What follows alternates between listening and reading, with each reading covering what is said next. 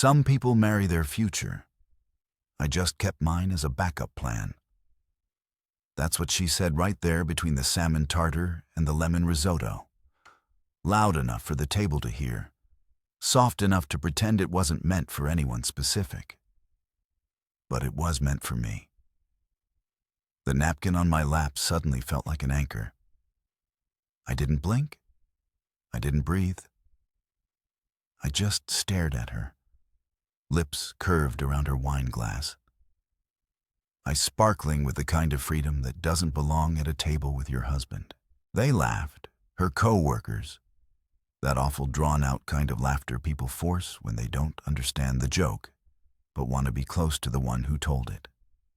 I was invisible again. Or maybe I'd always been. I stood up not suddenly, slowly, deliberately. My chair made a sound, that awkward wooden scrape that always turns heads. She didn't even glance at me. I walked out, left my coat, left my dignity, left whatever was left of us under a chandelier made of empty wine bottles.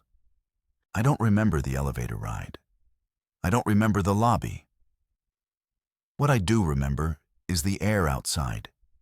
Thick, wet summer air that stuck to my shirt and made me feel like I was dissolving. I walked 3 blocks before I realized my phone was vibrating in my pocket. Unknown number. I answered. I don't know why. The voice on the other end said, "Are you Elwood Rosner?" I froze. "Yes," I replied. "You might want to come to 24th and Baker. There's something here you should see." Click. That was it. No explanation. Just a cold, disembodied voice that somehow knew my name and my exact breaking point. I looked back toward the restaurant rooftop, barely visible now, and then toward the street ahead, empty, humming under flickering lamps. That was the moment it all changed. Not the dinner, not the toast, not the insult dressed up as a punchline. This, the call, the voice, the location. I went. I shouldn't have, but I did. And what I saw next didn't just confirm what I feared. It introduced me to something I wasn't ready for. A second life. Heron. The thing about 24th and Baker is that there's nothing there. No shops, no cafes. Just an old brick building with boarded up windows and a bus stop that hasn't had a schedule posted in years. I knew the area used to cut through there when I worked downtown. But I'd never noticed how dead it felt until I stood there that night under a flickering street light, waiting for something to make sense. It was almost midnight. I checked my phone again. No new calls, no messages. Just that unknown number in my recent call log, sitting there like a trap I had willingly stepped into. I was about to turn around, maybe convince myself it was a prank, when I saw a shape step out of the shadows near the side alley. A man wearing a hoodie pulled low over his face. He didn't look dangerous, more like someone who'd been watching for too long and finally decided to speak. "You Elwood?" he asked, as if he hadn't already confirmed it on the phone. "Yeah," I said cautiously. My voice didn't even sound like mine anymore. I felt like a character in someone else's bad story. He didn't say another word, just handed me a padded envelope and walked away fast. Not suspicious, just like someone who had no intention of answering follow-up questions. I stood there a long time before opening it. I don't know why. Maybe I was afraid of whatever truth was stuffed inside. Maybe I hoped it was all just nothing. A misunderstanding, a misdial, something unrelated to her. It wasn't. Inside were 3 things: a flash drive, a Polaroid photo, and a printed receipt. I looked at the photo first. It showed Marin. No question. Her hair pulled up, her red coat, the one I bought her for our 7th anniversary, and a man behind her, Dominic, that was his name. He worked with her. I remembered him from a conference 2 years ago. The one she insisted I skip because spouses just stand around awkwardly. They were in a hotel lobby, not touching, not kissing, but close, familiar. Her face had that look, the one I hadn't seen in years. The soft smile, the laugh she used to save for private moments. I looked at the receipt next. It was for a 2-night stay at a boutique hotel downtown, paid in cash. The name on the booking, M. Rosner. She used our last name. That was what hit me the hardest. Not the hotel, not the man, but the fact that she kept my name on the paperwork like it was a prop. Like she was using it to get a better rate, or worse, because it made the lie feel realer to someone else. My hands were shaking when I looked at the flash drive. I didn't want to know what was on it, but I couldn't stop myself either. I went home quietly. Maren still wasn't back. The lights were off. Her perfume still hung in the hallway air. I sat in my office, shut the door, and slid the drive into my laptop. It was a video, one file, time-stamped 3 weeks ago. The screen lit up with footage from a hotel hallway, the same one from the Polaroid. Maren walks into frame laughing. Then Dominic follows carrying a bottle of wine. She presses the elevator button. They kiss. Not a quick one. The kind you don't do in public unless you've stopped caring. Who sees? I paused it there. I didn't need the rest. My stomach was already in my throat. My hands were clammy. I felt like the walls around me had all tilted sideways and I was sliding off the planet. But then something else played. A second clip. A voice recording. I hadn't noticed at start, but I knew the voice. Purse. Honestly, Maren said, laughing softly, he's not even a person anymore. He's like furniture. I keep him around because he's too predictable to notice anything. Silence. Then Dominic's voice. You think he'll find out? Another laugh from her. If he ever grew a spine, maybe. But you've met him. Elwood's the safest man in the world. He'd apologize if I burned the house down. I sat there in the dark, not breathing, not moving. She wasn't just cheating. She was rehearsing my eulogy while I was still alive. I didn't sleep. I couldn't. I sat in the living room, lights off, just listening to the distant hum of the fridge and the ticking of the clock on the wall. The one we bought at a flea market in Santa Fe. Every sound felt louder than it should have been, like the universe was mocking me with reminders of everything I had once believed was stable. I must have replayed that recording 20 times, not because I needed to hear it again. I already knew every word by heart, but because I was searching for something else in her voice. A hesitation, a moment of guilt, but there was none. Just effortless cruelty disguised as charm. The front door opened at 10:07 a.m. I didn't move. I didn't say a word. Maren stepped in quietly, as if silence could make her entrance innocent. I heard the soft rustle of her coat, the delicate clink of her keys landing in the ceramic bowl by the door. And then her footsteps stopped. She must have seen me sitting there. I was just a silhouette in the dark. For a moment, neither of us said anything. Then she asked in a tone so casual, it could have been mistaken for boredom. Why are you up? I turned toward her slowly, my eyes adjusting to the dim light. She looked tired, like someone who had been laughing for hours and was finally coming down from it. I thought about the video, the kiss, the words, the receipt, the mockery. But I didn't ask where she'd been. I didn't need to. Instead, I said, "Do you remember the first time you told me you loved me?" She blinked. That caught her off guard. What? It was raining. I continued. We were in that diner off the interstate. You ordered blueberry pancakes and I was still trying to impress you. So I ordered kale and acted like it was good. You laughed when I gagged on the second bite. Then you looked at me serious all of a sudden and said, "I think I love you." Just like that. No build-up, no warning. She stood frozen in the doorway, arms still wrapped in her coat like a shield. I stared at her for a long moment before adding, "I remember exactly how you said it. The tone, the look on your face. I don't think I've ever seen you more genuine." Marin's lips parted like she wanted to speak, but nothing came out.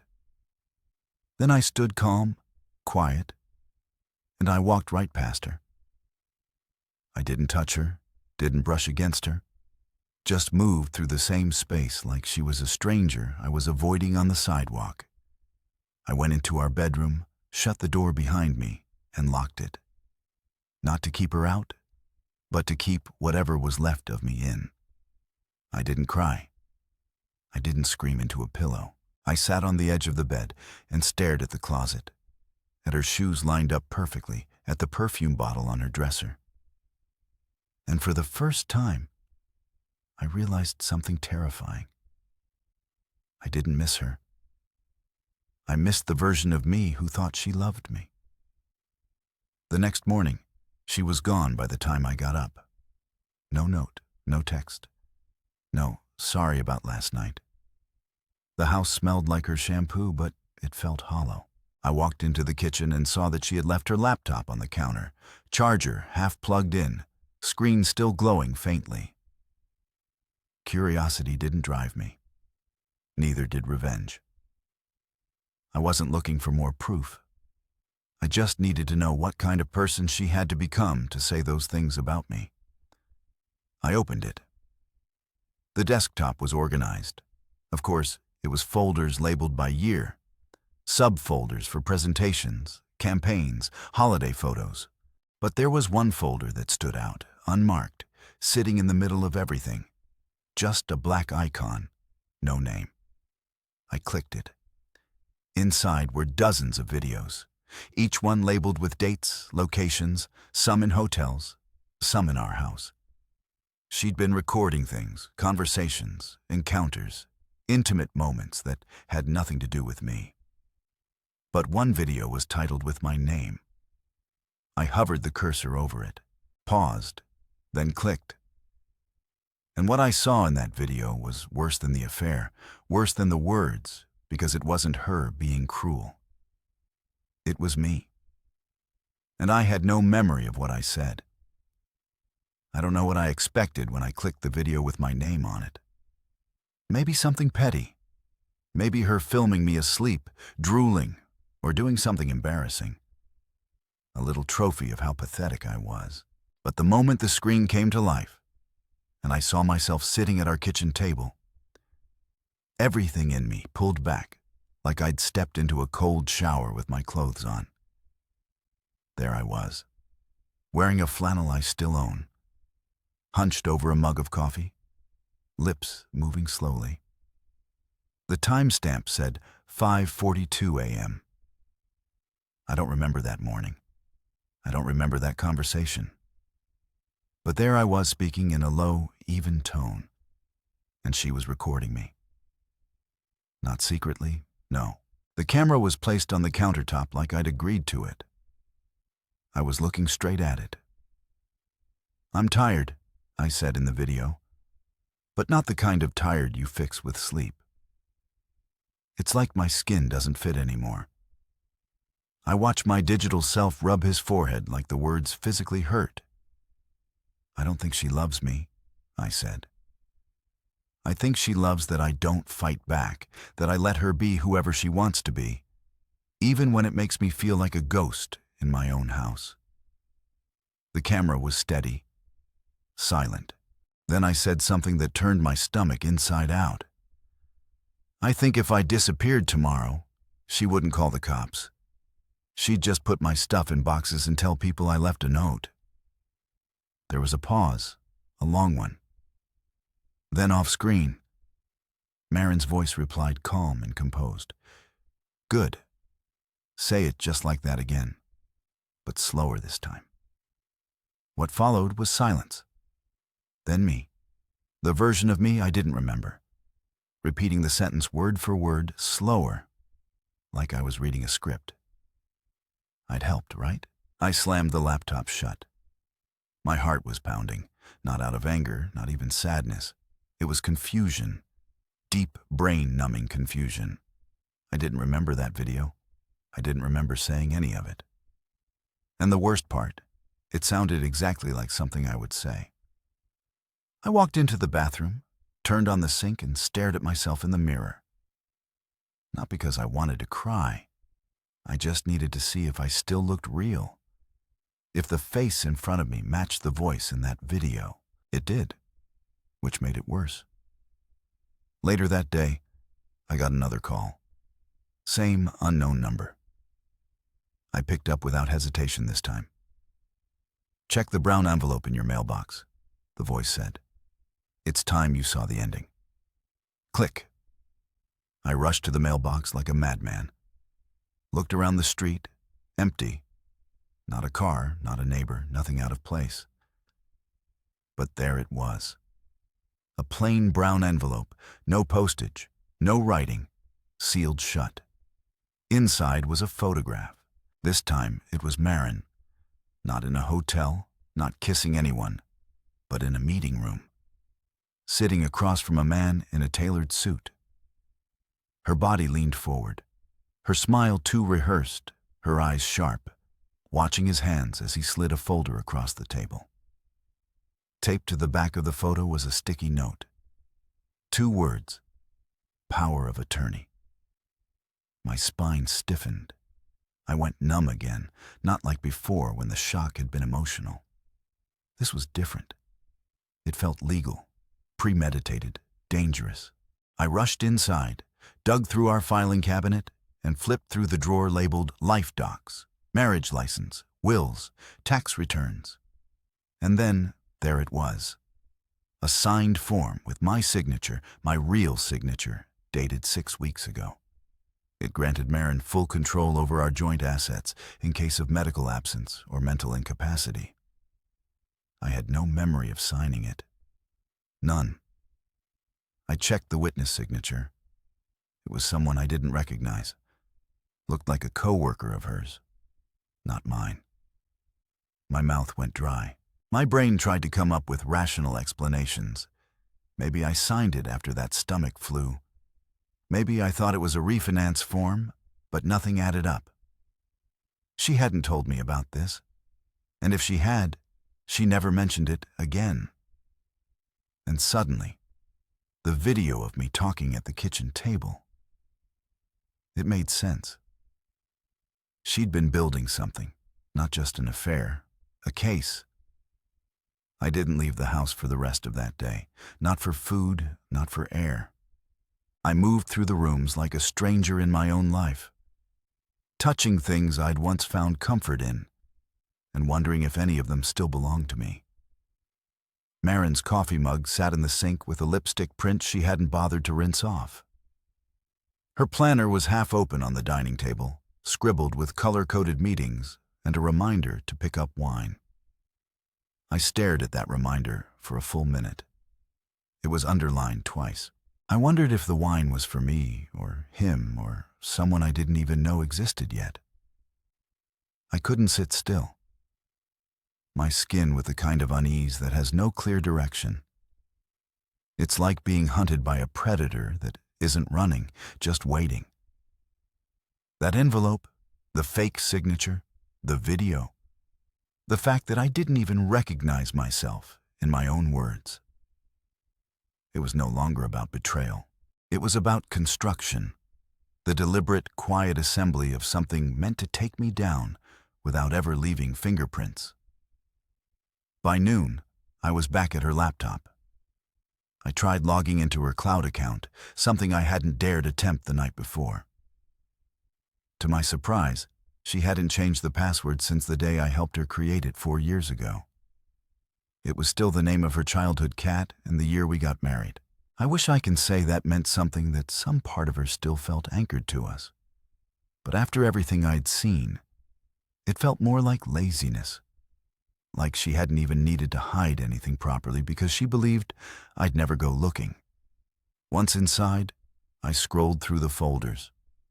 Most were work-related slide decks, drafts, client presentations, things I didn't have the energy to care about. But one folder buried beneath a pile of business documents was marked with a single dash. I clicked it. It was locked. Of course, it was encrypted, password protected. I tried guessing. Her birthday, our anniversary, her mother's maiden name. Nothing worked. Then I remembered something. Last year we had an argument, one of the few big ones we ever had. She accused me of not listening, said I never remembered details that mattered to her. In frustration, I'd said, "Name one thing I've ever forgotten that was actually important." And she'd replied coldly, "You forgot the name of my first boyfriend. The one I told you about on our second date, the one who broke me." At the time, I rolled my eyes. But now, sitting there, I typed his name, called her. The folder opened instantly. My stomach dropped. My fingers went cold because inside weren't just documents. There were recordings, photos, letters, and something else. A draft email never sent but saved. Subject line contingency plan in case Lowood snaps. I clicked it. My breath shallow, my mouth dry. It was a full message, addressed to her lawyer.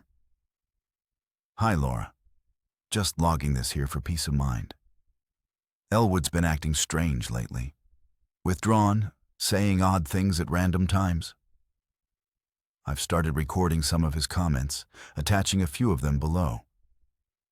I'm concerned. If anything happens, I'll need full access to our joint accounts and property. Let's ensure the power of attorney is ironclad. I've also included a medical draft in case we need a statement from Dr. Fielder about his episodes last year. Thanks for always being ready to help me move things along quietly. M. I read it twice, 3 times. It hit me like a train. Not only had she been recording me, she'd been preparing to make me look unstable, mentally compromised. She'd been collecting clips, nudging them into a narrative, curating a version of me that didn't even exist. Or maybe did. That was the worst part, the not knowing. The fact that I'd started questioning my own memory made it easier for her to create the illusion. I opened the attachments. They were short clips, 10, 20 seconds each. In each one, I looked tired, fuzzy, saying things I didn't remember, rambling in one, silent and staring in another. But none of them showed aggression. None showed me threatening her or even raising my voice. Just detachment. That hollow look people get when they've stopped trying to understand something that keeps hurting them. There was also a PDF labeled Psyche Vow Draft. Not signed, not official, but prepared. It had my name, my age, my reported symptoms, which she had listed herself. Fatigue, paranoia, memory gaps, periods of dissociation. I don't know how long I stared at it, but when I finally looked away, I saw my reflection in the dark screen. And for a moment, I believed her. I actually thought, what if she's right? What if I really am losing it? And that's when I realized the true danger. Because the moment you start doubting your own reality, you're no longer a threat. You're a puppet, and someone else is holding the strings. The next morning was too quiet. There's a particular kind of silence that fills a house when someone's already decided you don't belong in it anymore. Not the peaceful kind. The sort that feels like you're breathing in someone else's air. I hadn't heard from Marin since the night of the dinner. No texts, no calls, just digital footprints and ghosts in the cloud. I stood at the kitchen sink, letting the water run for no reason, staring out the window like answers might be written in the trees. That's when my phone lit up. Cecily, her younger sister. We hadn't spoken in almost 2 years.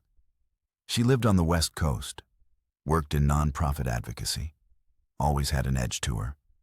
A little too blunt, a little too observant. Marin once said Cecily never learned to keep things polite, which was a polite way of saying her sister was the only person in the family who could see through her. The message was short. Call me. I know what she's doing. My fingers hesitated over the screen. I didn't want to bring anyone else into this. But something in the wording, what she's doing, not what she did, told me Cecily wasn't talking about the affair. I called her. She picked up instantly. No hello, no small talk. Did she give you anything to sign in the last 3 months? She asked. My throat tightened. Yeah. Don't say what it was. Just listen to me. Her voice was tense. She tried something like this before on someone else. I froze. What do you mean? Someone else? Cecily exhaled slowly like she'd been waiting years to say what came next. You ever wonder why her college fiancé disappeared? The one her family never talks about? I didn't respond because the truth was I had. His name was Miles. I'd only ever seen one photo of him stuck in an old album, and Marin had once casually said he left her because she was too driven. That was the extent of the story. A closed door I'd never opened. He didn't leave her. Cecily said he checked himself into a hospital 6 weeks after she caught him cheating. My heart pounded. What kind of hospital? A psychiatric one. Marin made sure he was evaluated, told everyone he'd become paranoid. She told me he was talking about conspiracies, that he thought she was drugging him. I leaned against the kitchen counter. The floor felt like it was moving. But here's what you don't know. Cecily continued. Before he was committed, he sent me a package. I was just a teenager then, and I didn't understand what it meant, but I kept it. And when I heard about what happened at that dinner, I had a feeling. What was in the package? She didn't answer right away. I'm overnighting it to you. You need to see it for yourself. Cecily, I said, my voice unsteady. Just tell me what was in it. Her reply was quiet. 2 voice recordings, a journal entry, and a copy of a financial document with Marin's signature. One he claimed he never signed. She was trying to prove he was unstable and siphoned money from his trust fund. He didn't even know she had access. But she had forged medical notes just like the ones you found. I didn't speak. I couldn't. My pulse was a drum line. She's done this before. Elwood Ceci whispered. The pattern's too similar. And I think she's doing it again. Only this time she had more time to make it perfect. I sat down slowly like my legs no longer trusted the ground beneath them. All the pieces were falling into place, and none of them were shaped like the truth I had lived in for nearly a decade. It had never been about Dominic or some fleeting physical betrayal. It was about control, about narrative, about writing someone else's ending while they were still mid-sentence. And worst of all, I had helped her. I'd signed things, let her film me, let her talk over me and around me, and eventually, for me. That afternoon, Cecil's package arrived. I didn't open it right away. I stared at it for hours because something inside me knew, once I heard what Miles had left behind, I wouldn't just be confronting Marin. I'd be confronting the part of myself that stayed quiet every time she reshaped the story. I waited until the sun went down before I opened it. The package from Cecily. It had sat on the table like a live wire, humming with things I wasn't ready to feel yet. For a moment, I imagined what would happen if I just threw it away, if I decided not to know. But that's the thing about knowledge. Once it's within reach, ignorance doesn't offer comfort anymore, just cowardice. Inside were 3 items neatly packed. A small black USB, a crumpled photocopy of what looked like a medical release form, and 4 handwritten pages, aged, corners bent, ink faded. The journal pages were dated exactly 11 years ago, just over a year before Maren and I met. And they were written by someone who knew her the way I thought I did. His name was signed at the bottom, Miles B. Carter. I started with the journal pages. The handwriting was uneven, tense, like each word had been squeezed out under pressure. He wrote about how Maren was watching him sleep, and how she'd started asking him odd questions during meals, not about the relationship, but about his thoughts, his memories. If he ever felt confused, if he remembered dreams clearly. She told him he was talking in his sleep, things he didn't recall. She claimed he blacked out during arguments. He began to wonder if she was right. One line hit me so hard I had to stop reading. The worst part isn't that I think I'm losing my mind. It's that I'm starting to believe she wants me to. I replayed that line in my head again and again. Not just because it was heartbreaking, but because I recognized it. Not in words I'd said aloud, but in how I'd started feeling over the past few months. The hesitations, the fog, the way I doubted my own instincts every time she made me feel like I was overreacting. Maren didn't just cheat. She dismantled belief quietly, systematically. I plugged in the USB. There were 2 audio files, both marked with dates. The first was just under 5 minutes long. Miles' voice filled the room. He was speaking softly, maybe into a recorder on his desk. "I'm leaving this because I don't think anyone will believe me if I say it out loud," he began. "She's rewriting things, conversations, timelines. She'll mention something I supposedly said, but I have no memory of it. She's been telling her friends I'm distant, paranoid. I think she's setting the stage." His voice cracked, not with fear, but shame. I keep telling myself I can't be crazy if I know I'm asking that question. But she's good. She's careful. And I think she's done this before. He paused. She told me once early on that she hated being the victim in stories. That if she couldn't control what happened to her, she'd at least control how it was told. That was when I stopped the recording, because suddenly everything made sense. The dinner, the wine glass toast, the recordings, the unsigned email labeled contingency plan. She hadn't just been documenting my decline, she was authoring it.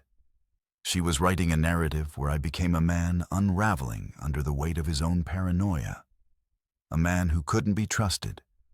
A man who didn't even notice he was being erased. And then the second recording. Miles again, this time more urgent. She forged a document. I'm sure of it. I've got the original copy of my financial agreement. Hers has a second clause added. It gives her power of attorney if I'm ruled mentally unfit. She tried to get my doctor to sign a statement. He refused. Then she changed clinics, found someone else. The recording cut out halfway abrupt, like it had been stopped mid-sentence. I sat there in the dark, my laptop screen glowing in front of me. And suddenly, I understood what Cecily meant when she said this wasn't new. I'd walked into a role, the same role Miles had. And now I was inches away from the same ending. Only one thing was different. Cecily, she had given me what Miles never had. A spotlight before the curtain closed. She gave me time. The next day, I printed out everything. The forged medical draft, the audio transcriptions, the original power of attorney that didn't match the signed one in our files. And I took them to someone I hadn't spoken to in years. My old friend Harrison, former paralegal, now a litigation consultant. We met in a park. I handed him the folder. I didn't explain much, just said, I think she's trying to make me disappear without touching me." He flipped through the documents one by one, his brows knitting tighter with every page. When he was done, he looked at me and said, "Elwood, you need to disappear first." I stared at him. "What do you mean?" "Before she pulls the trigger on this plan, you walk away quietly with the originals. You get your story told, your truth, before she tells hers. Because the second she decides you're no longer useful, this all becomes part of your breakdown, not her manipulation." He was right. I went home and she was already packing a bag, smiling. She didn't expect me to be calm. That much was obvious by the way she turned when I walked in. A mix of fake surprise and preloaded concern that would have played better if I hadn't already seen the rehearsal. Marin was zipping up a weekender bag, dressed in what she called her retreat clothes. White sweater, gray scarf, just enough dish mint to look spiritual. She'd always been good at looking like a woman in transition. But this time, the audience had already changed. "Elwood," she said softly, her eyes scanning me like she wasn't sure what version of me she was speaking to. "You're home early." I didn't answer. I simply placed the manila envelope on the table between us. She glanced at it, didn't touch it, didn't ask. "I know what you're doing," I said. Calm, steady. For a long moment, she didn't move. Then she straightened her shoulders like a chess player calculating her next 5 moves. "I don't know what you think you found." "Don't," I said, not loud, just enough to stop her. "Don't twist this, not this time." She looked at me then, truly looked. And for the first time, I saw something flicker. Not guilt, not even fear, but recognition. She knew I wasn't guessing anymore. I wasn't asking for answers. I had them, all of them. I turned, walked down the hall, and grabbed my packed bag from the bedroom. I'd already moved most of the essentials earlier that morning. Documents, personal files, a copy of the flash drive Cecily gave me. I left the laptop open on the bed with a single message typed out on the screen. "You're very good at writing people out of your story." But this time, I wrote the ending. She didn't follow me out. Maybe she knew there was nothing left to say. Or maybe she thought she could still spin it to someone else. I didn't care. I got in the car, started driving. No destination, just distance. I didn't cry. I didn't scream. I just watched the rearview mirror as the house disappeared behind me. Smaller, quieter, meaningless. That was 3 months ago. Since then, I've moved to a different state. A small coastal town where people don't ask many questions and nobody knows Marin Rosner or the man she almost erased. I got a job consulting for a local environmental group. I rent a tiny cabin 5 minutes from the water. There's a coffee shop down the street where they remember my name after just one visit. Some mornings, I walk the shoreline before sunrise. It's quiet. But it's the kind of quiet you choose. Not the kind forced on you by someone else's control. Cecily and I talk once a week now. She told me she finally confronted her parents about Marin. Turns out they always suspected something about her, but they let it slide. Family dynamics are funny that way. She's coming to visit next month. Said she wants to bring the old journals and burn them on the beach. Not out of anger, but as a way to say that chapter's over. I'm not healed yet. That's not how this works.